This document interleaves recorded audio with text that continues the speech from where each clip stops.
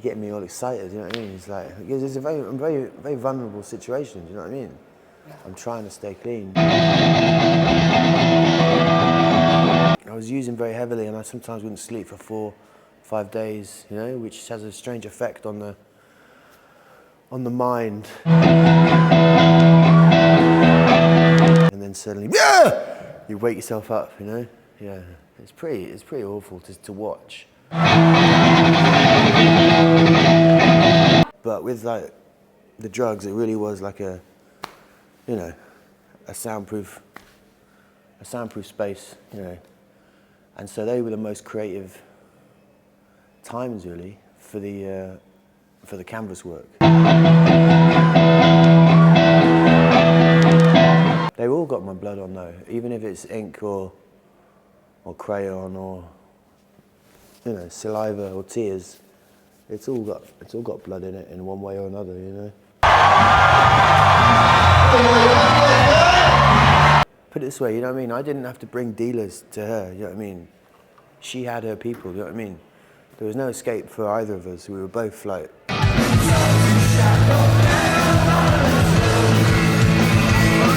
But just because I'm in a good mood today, you know what I mean? I'm feeling I did my ice bath, did my breathing. I feel at peace with the world. I'm affronted by the word toxic, but yeah, it's fucking toxic, man. Wow. Her friends hated me. They kept wanting to kill me. They were like, if you don't leave our mate alone, we're going to have you put in the river. I was like, please do. Fucking hell.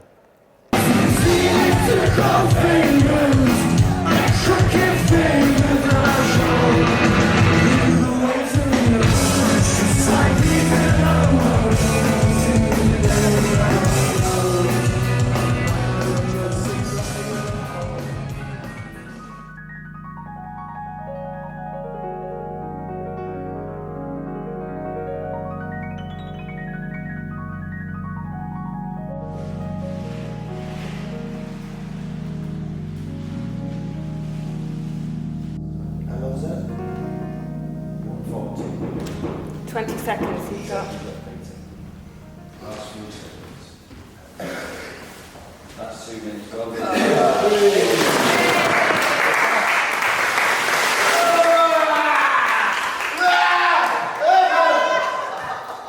It's pretty horrible, actually. Yeah, but it's more of a challenge, you know, because you know, it's not the sort of thing really I would do for, excuse me, for pleasure. So you've been doing this more often already? Is that part of your... No, not really. My wife does it, you know. Huh?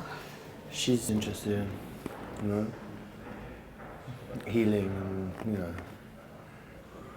know, essential oils, drinking water, things like this, you know. Like,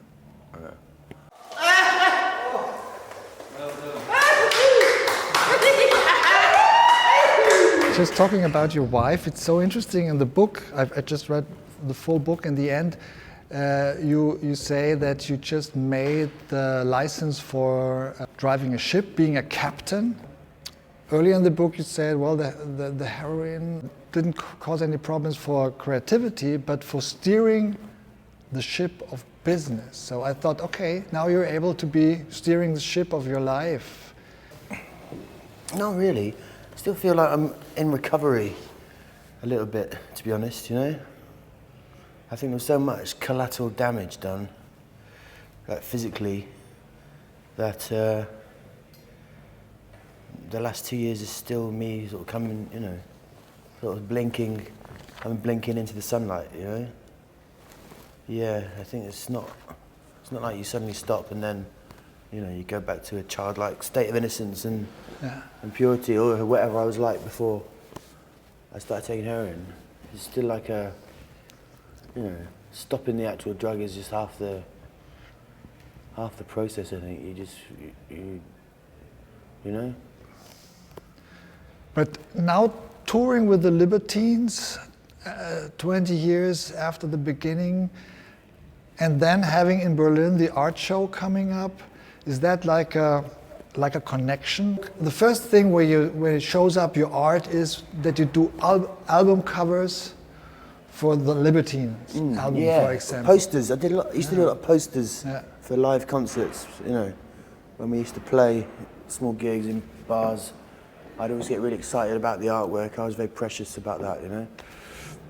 I think some of them are still available. We'd go around pubs giving people flyers, you know, and they come and pay £2 on the door and they could get in.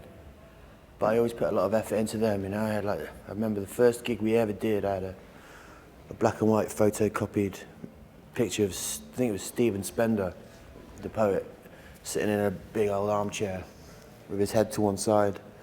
And I put a mod target, a black and white mod target above his head. And then that was it. It was the Libertines, Thee Libertines, the Libertines, you know, very psychedelic. The Libertines, 200, in the basement flat, 236 Camden Road, £2 entry, bring a bottle and a bit of what you fancy. And I put it in every pub in Camden Town. Yeah, and about 15, 16 people turned up, you know. And it wasn't that good a gig, I don't think. I mean, we loved it, but the flyers definitely stood the test of time. Yeah. So, were these posters the beginning of your artwork, or did you go with your diaries all the time with writing and drawing? No. So, what is the beginning of the art of Peter Doherty?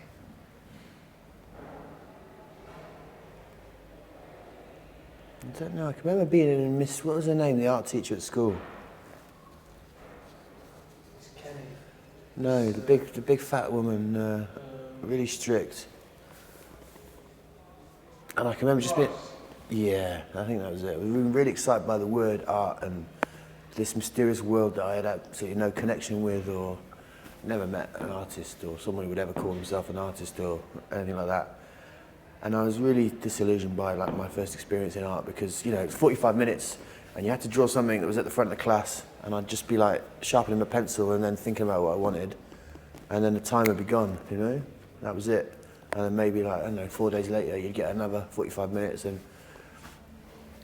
then so I tried to hurry myself up and draw the item, and generally it was just like awful. I could never quite capture the realism. But I thought that I was getting something, you know, I was like sparking something, and I thought, left to my own devices with a bit of time, concentration and you know, 4 walls, I could do it, you know? Like with writing, you know? Exactly, but writing came easier, writing came a lot easier, but I was always an obsessive journal writer and diary writer anyway, you know, especially from the age of like 18, 19, and living in London, and it was just sensory overload, you know? And then exploring Europe with the Libertines and on my own, going to Hamburg and Paris and Barcelona, and yeah.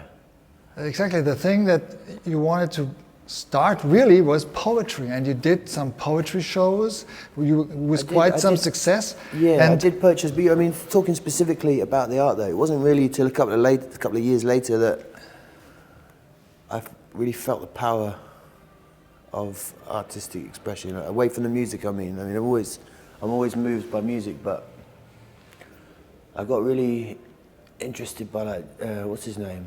I'm not sure how you pronounce it. Is it Basquiat? Jean-Michel Basquiat. Yeah, Basquiat. So there was something about that, something about his combination of bursts of poetry and strange images, and that coincided with the use of heavy drugs as well. Mm-hmm. And it was strange because suddenly like the prison, kind of social prison that you find yourself in with the drugs, creates like a really soundproof space to focus. I mean, if you can get that focus without the drugs, that's great, but you know what I mean? It's a chaotic world, and I'm a social animal, do you know what I mean? I'm very easily drawn. But with like the drugs, it really was like a, you know, a soundproof space, you know. And so they were the most creative times really for the canvas work. Do you know what I mean? Because you could just whoosh, and no one would want to come in and disturb you because you're in such a state. You know what I mean? You're not really capable of functioning as an all-human being, so everyone just leaves you alone to do it.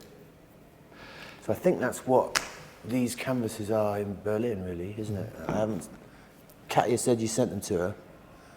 But as I say, it's like, oh, I'll look at them later, I'll look at them later. Yeah. I'm sure they are the remnants of some of those really focused times when I was completely absorbed in a canvas, you know what I mean? It wasn't just, you know, knock it off and flog it on. You know what I mean? It was... I mean, there are these canvases and these pictures with your blood on it. They've all got my blood on though, even if it's ink or crayon or, you know, saliva or tears. It's all got blood in it in one way or another, you know. And in the book you write, but it's blood not... and shit. It is more like using the material to hand, and that means the blood, the cooking pots, and the spoons. Yeah, that's definitely my words, yeah. There was a time, I mean, this might sound strange, but there was a time when I was so obsessed with the paraphernalia, of junkie paraphernalia, you know, whether I was using or not, going for a clean period. I was so interested in paraphernalia, and I had a huge collection of like vintage paraphernalia that I looked for it everywhere. Every song I listened to, you know what I mean? Every sort of post-66, post-67 Beatles song, when I knew that they'd experimented heavily at that time, I thought, oh yeah, that's a reference to Joe's, or, you know what I mean, or every, you know, and then you can imagine how much fun I had with, like, you know, the Velvet Underground and Johnny Thunders, things like that. But every band I would listen to, I'd think, yeah, they're at it, you know what I mean? Because you'd hear references to, you know, even like Melting Snowmen or, you know, skid marks. Yeah, that doesn't work. Yeah, and then I'd look for it everywhere else as well, you know? I'd sit outside pharmacies sometimes, just for fun, and try and work out who was going in to buy needles, and, you know what I mean? And you really get into, you know, it's good afternoon's entertainment, actually, you know what I mean? Like, you can just tell if they've got the shuffle on, you know? Or they've got the march on, you know? Or you're sitting in a busy street in a city, you know? Just waiting until you see someone. You think, right, yeah, that's the person, and then you think, what's he going to do if I follow him, or is he that sort of person who's going to help you out? In Germany, it's different. In Germany, it was like a whole new approach to it, because they have these special centres, you know, where you can go and get clean works or methadone, and so you've just got this, like, I used to call it the monsters from the deep.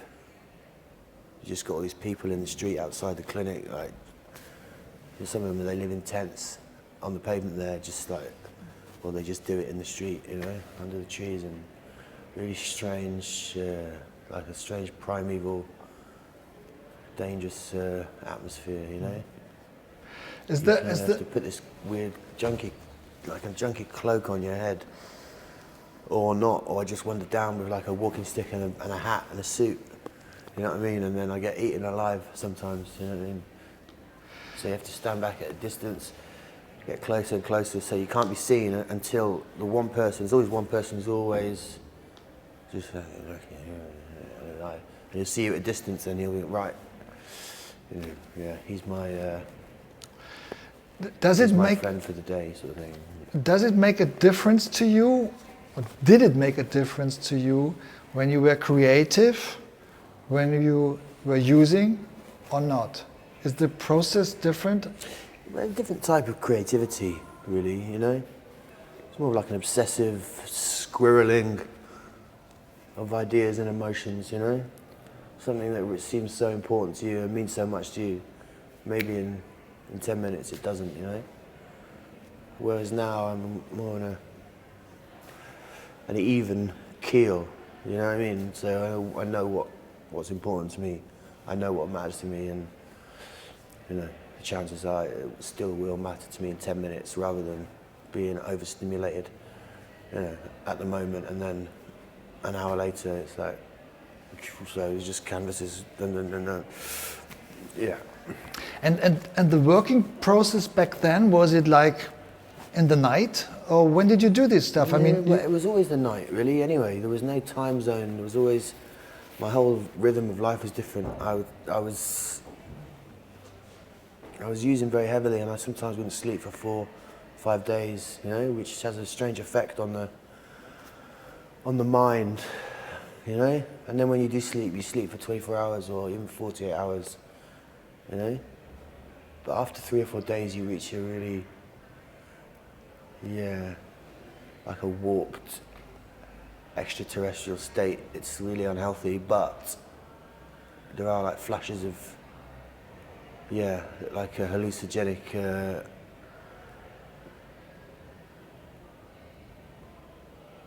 kind of peace, you know, rather than just struggling to keep your eyes open or doing that weird wave thing, and then suddenly you wake yourself up, you know. Yeah, it's pretty awful to watch. You know what I mean? If someone you cared about was living like that, you would be concerned. But you can't really explain how a man does that to himself. Yeah. Of course, there are also canvases with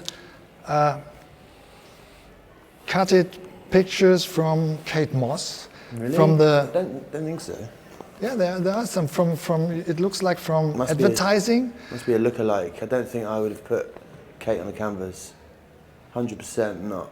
But I saw with Yeah, that doesn't mean I did it. Just because you saw it, someone's put it in an exhibition, doesn't mean I did it. In fact, I'd be very, very surprised if I did, because it's just not what I do. When we were together, sometimes I'd draw her or put her on canvas, but not since we split up. So this happens, you know what I mean? When you just give people free rein to do exhibitions, like that woman, she started adding bits to my canvases. Right, you know what I mean? Like me and my manager, we gave her the canvases. She arranged the exhibition. She started changing the titles, putting bits of writing on, probably putting cutouts of God knows who on, Kate Moss in this case. So you have to be careful, you know what I mean? Yeah. But no, I'd be surprised if there's one with Kate on that's anything to do with me. I can understand why they do it.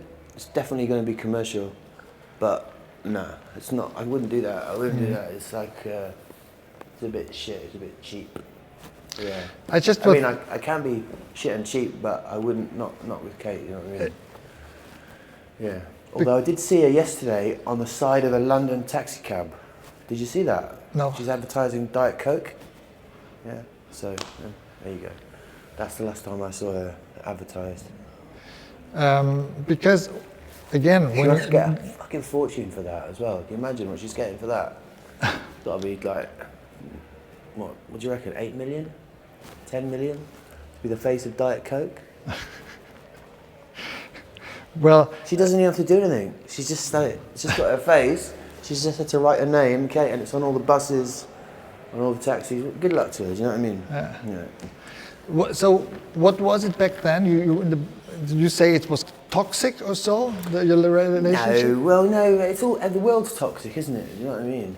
It was a very happy time in a lot of ways. It was a very, and it had moments of toxicity. But yeah, no, I think that's a bit harsh. But just because I'm in a good mood today, you know what I mean? I'm feeling I did my ice bath, did my breathing. I feel at peace with the world. And I'm affronted by the word toxic, but yeah, it's fucking toxic, man. Wow. Her friends hated me. They kept wanting to kill me. They were like, if you don't leave our mate alone, we're going to have you put in the river. I was like, please do. Fucking hell. Yeah, because what you say in the book is so different from this tabloid stuff. It is so personal also, and it feels like that's also maybe she was someone caring for you, and so it really touches my heart when I read this. Oh, good. It's nice. And the same with Amy Winehouse. I mean, what you say about her and how kind of lost she was when she has been visiting you. And some people blamed you back then, saying, well, he's not good for her, he's bringing her into more drugs, but it was like... Listen, I'm not gonna, probably because it'd be dangerous for me to talk about some of the people that were around her. I can't tell the truth from the book about the people that were around her, and say their names and I didn't, you know what I mean? Put it this way, you know what I mean? I didn't have to bring dealers to her, you know what I mean? she had her people, you know what I mean? There was no escape for either of us. We were both like, you know, we both wanted these people around us, you know what I mean? Yeah. But it's difficult, yeah. It's really tricky because it's something from my life, and it's like, you know, they're personal memories for me, but then they're also important for lots of other people as well, who obviously, you know, feel like they love her or invested in her, love her music, maybe intrigued. But, you know, there's a lot of people who aren't really, who probably love Amy Winehouse, who aren't really interested in my, you know, what I thought about her, because it's quite private, you know what I mean? But that's the strange balance with this book, because the publishers never said it, you know. But it's obvious that these are the things they wanna hear about. You know what I mean? I can tell all these anecdotes, you know, about, you know, drug dealers and adventures in Europe, but they're not really interested in that. You know, once you've heard one, they're all more or less the same, like horrible, but a bit funny. But it's like, what about the Amy bit? What about the Kate bit? You know? So it's a strange trade-off. You know what I mean? But I like to think one day, you know, when I'm fully recovered, you know what I mean, I can sit down, a bit disciplined, you know what I mean, focus, concentration, and write a full, you know, truthful, poetic memoir about all those times, you know, rather than just like, you know, like, see what you can do with that, you know what I mean? I mean, I have complete control, you know what I mean? Yeah, maybe turn it into an animated series as well. I'm thinking that could work, you know. Yeah. We could talk about this with Arte, you know. Yeah. So, when did you have the feeling that your work of art is great? Like it was, Yeah, you were content with it? Yes, normally I've sort of had that really confident feeling when I've worked in collaboration with people. Like Elise Maurice, who's a really special French artist, and sometimes I'd get her to, like the cover of Grace Wasteland, you know, this album Grace Wasteland, where I, you know, gave her the idea and a rough outline, and she just went boof, and came up with the actual canvas. You know, it's not really my artwork, you know, it's her drawing, and she's credited with it.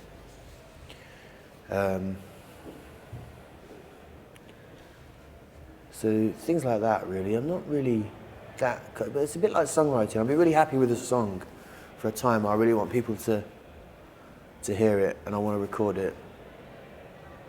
And then, you know, it's like I was going to say, it's like having a child that you don't really love that much, but that's not a very good comparison, is it? It's not nice.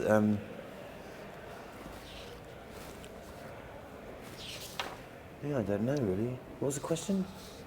When you felt like, I'm also a great fine artist. I mean. Oh, are you? No. When did you feel? I mean, I know that you felt very early on that you were a great poet, and you are, of course. Oh, thank you very much. And yeah, I mean, for me, in the beginning, it's like you wanted to be famous. You wanted to get out. You wanted to express yourself. You went on a stage. But I think the bigger opportunity to do both of it, to get famous and do poetry, was the music.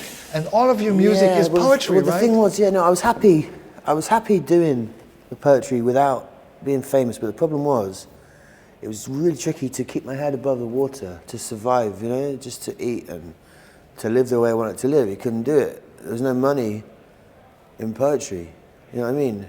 And I could have been a bum, you know, I could have gone around, I'd been fine, you know, but I just developed expensive taste, and I liked old clothes and hats, and I wasn't a very good thief. I needed some, you know, this is the system that we're forced with, you know, this is like the modern Western liberal democracy. You've got to have the fucking readies, you know what I mean?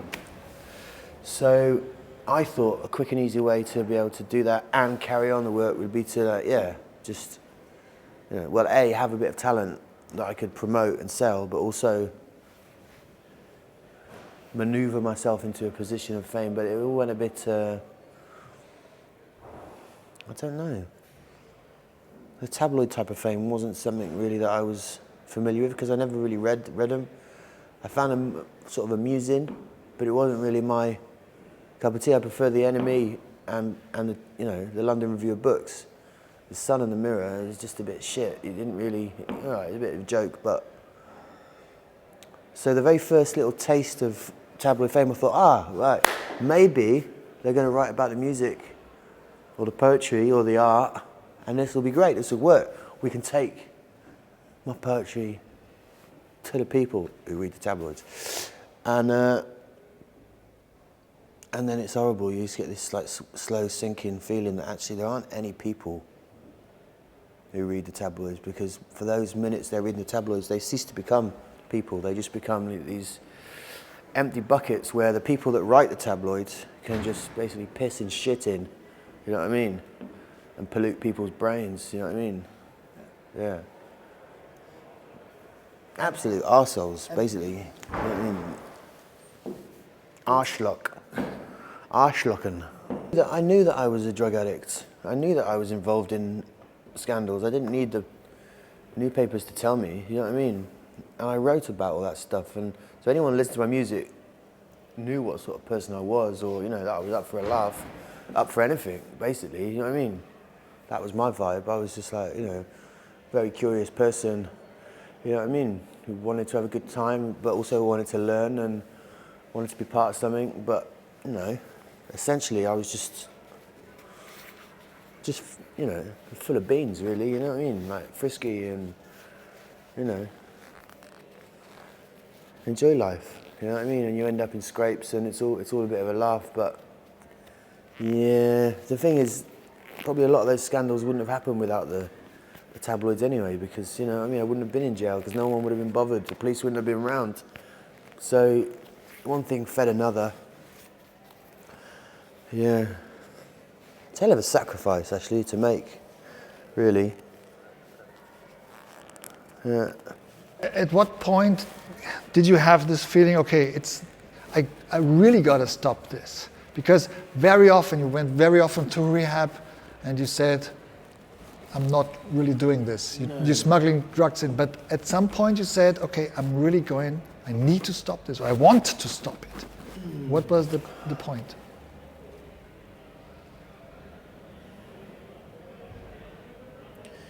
Yeah, I don't know really. I don't know. I'm not. It's hard for me to get into that mindset right now, you know, because because we're about to play a gig, and my energy's more thinking about that. And now you're talking about drugs. I'm thinking, you know, you're getting me all excited. You know what I mean? It's like because it's a very vulnerable situation. Do you know what I mean? Yeah. I'm trying to stay clean, but. Yeah. But you really want to manage it, right? This isn't a therapy session, is it? I don't want to like go too much into that sort of thing, you know? Who knows? We don't know, do we? What do you have any self-destructive habits in your life? Are you a wife beater? Like, what? Dope addict? Like, you know? Alcoholic? It's not easy to talk about, is it? You know? So, let's come to the end, but I wanted... See, you can't even answer me, you know what I mean? How do you think I feel, sat here with a camera in my face? Like, I thought you were going to be showing me pictures and I was going to be telling you what the typed words meant. No. We're living in kind of difficult times. There's a war in the Ukraine. Mate, the world is there's this, we're in some sort of weird bubble at the moment that just has to burst at some point. I thought when we made this album Up the Bracket 20 years ago, I thought that was pretty close to the end. I thought the world was pretty fucked. I thought, yeah, any day now there's not going to be enough water for the cities and the world's overheating and Putin's going into, you know, whatever he was doing at the time. We knew he was doing something, and now it's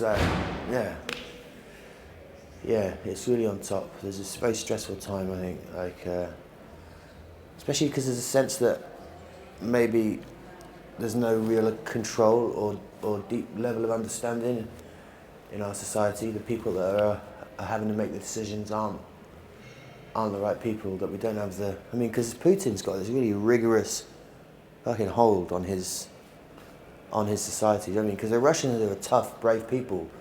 And if they can't stand up to him, and if they can't protest him down, he's got to be a powerful man, you know what I mean?